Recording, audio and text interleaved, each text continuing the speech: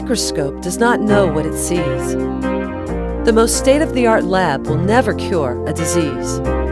The most costly diagnostic machinery cannot ease a patient's pain.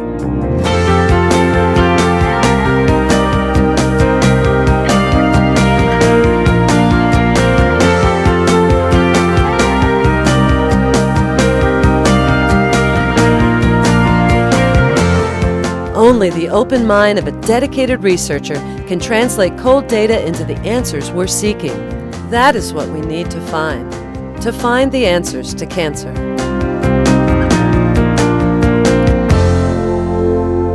The most important thing is people. If you haven't got the people, it doesn't matter what else you've got, you'll never succeed. It doesn't matter how much money you have if you don't have someone who can think of new things and new ways to do things and new ways to treat cancer. The most important input in the production process is brain power, it's human capital. And for us to build the research infrastructure and to make a difference in this community, we have to have the very best faculty, the very best researchers, and that's what we need to whip cancer. There have been programs like Bucks for Brains that has allowed us to bring that kind of talent to Louisville, Kentucky. And we go head to head with Harvard and Yale and other schools for the best brain power. So this capital campaign will help us recruit additional researchers that will allow us to win the war against cancer. When I lived in Manhattan, I had a joint appointment at Cornell New York Hospital where we thought we were, the big guys. And what became abundantly clear to me was that this cancer center had something that Sloan Kettering and Cornell did not have.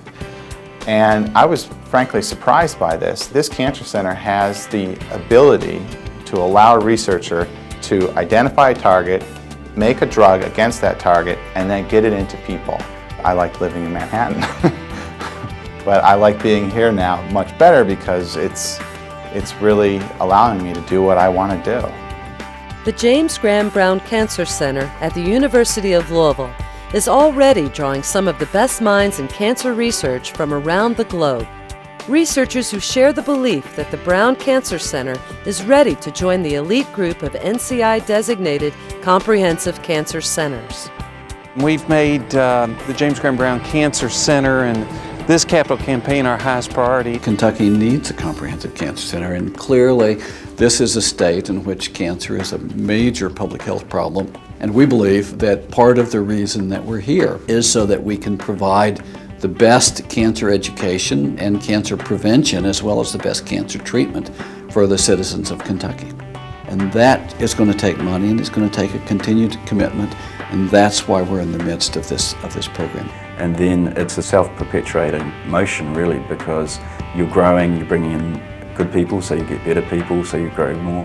I wish Mary Helen Bick, Layman Gray, and Wilson White were still with us to see how their vision has evolved. Heading toward the National Institute of Health designation is the big goal, and we're going to get there, and it's just very exciting to be part of it.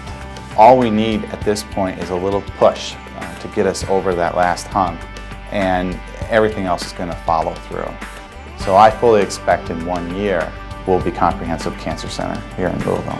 The credibility that stamp places upon us will make it just that much easier to develop programs in the future. So we're at a critical junction right now. Critical not only to the James Graham Brown Cancer Center, but to our city and state as well, as we work aggressively to transform our proud history as a manufacturing center into a thriving leader in the new economy, an economy based not on material goods, but on intellectual capital.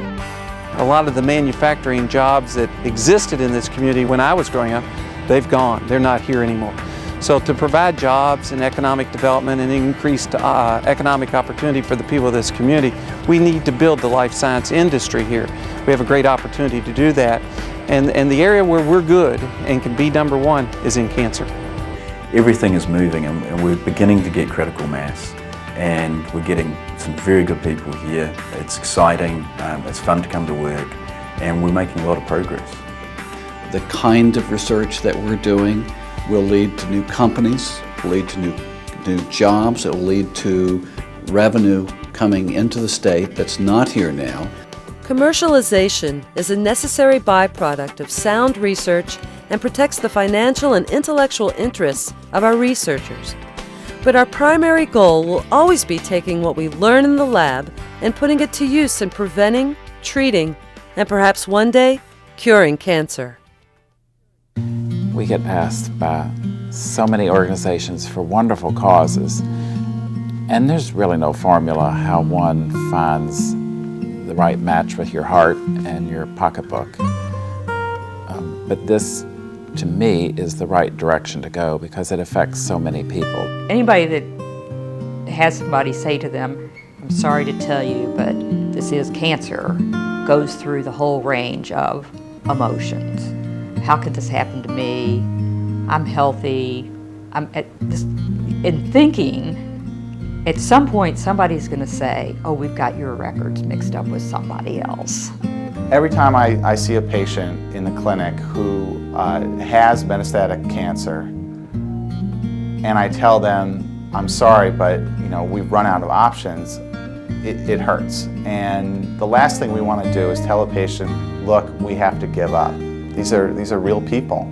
They're people who expect that we can help them, and they come to us with that expectation. It's about everybody. It's about your neighbors. It's about the people that work for you in your businesses. It's about everybody else. Not everybody has time or the money to get on a plane and go someplace else. And they don't want to. They want to be away from their families. Now you don't have to do that anymore. Now the clinical trials are coming here. We have a well-established phase 1 clinical trials office that can take compounds that I identify in the lab and actually put them into people.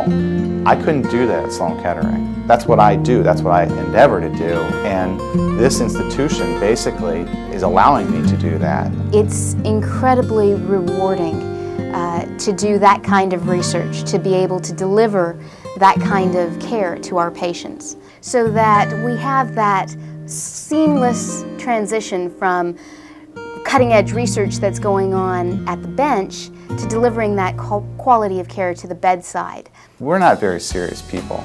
The gravity, certainly in the clinic when we're seeing patients, it's very serious. But when we're in the lab, it's about discovery and excitement and the process. The advances in science come from people who are out of the mainstream. And so what we've tried to do is to recruit very, very bright people who were able to do the mainstream kinds of science that gets funded, but also to take flyers and to do those high-risk experiments that really do result in leaps in understanding and allows people to discover important things.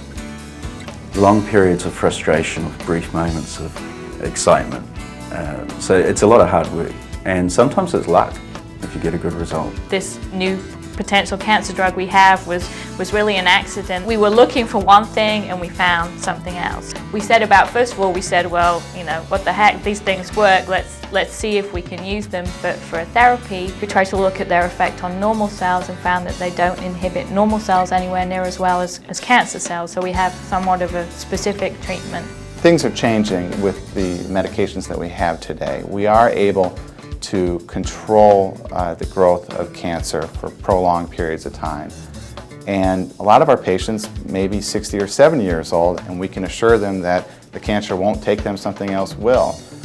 The problem is there's lots of 30 and 40-year-olds, and we need to come up with a way to cure them of their cancer, or it's going to get them. Ultimately, even if finding a cure is a far-off and lofty goal, making a difference in the lives of patients every day is not. It is something that we can achieve, and we do achieve. Finding newer and better drugs, newer and better treatments, better surgeries. We believe that we'll develop 10 new treatments for cancer right here, right in the next 5 years. And clearly, the kinds of science that we're doing here is at the top of the field. And I think here, more than any other place, it's likely that one of those treatments is really going to make a difference. When we're in the lab, I feel like I'm right on the bow, actually hanging off the front end of the bow of the Star Trek Enterprise. I feel like we're out there going where no one has gone before. It is the most wonderful feeling to have that when you You look into the microscope and you see something that you never thought was possible, and you realize that you're the only person in the history of mankind that has been able to see that before. And it's a wonderful feeling. That's what we live for. Someday in the not too distant future, I think I'm going to be going to these international meetings on cancer, and I'm going to overhear researchers talking about the Brown, and they're going to be talking about the Brown Cancer Center here in Louisville, Kentucky. If you think of the very best top-tier cancer centers, they're all comprehensive cancer centers. Sloan Kettering, MD Anderson, Johns Hopkins, UAB, Duke. We've grown to the point where we deserve to be named in those ranks.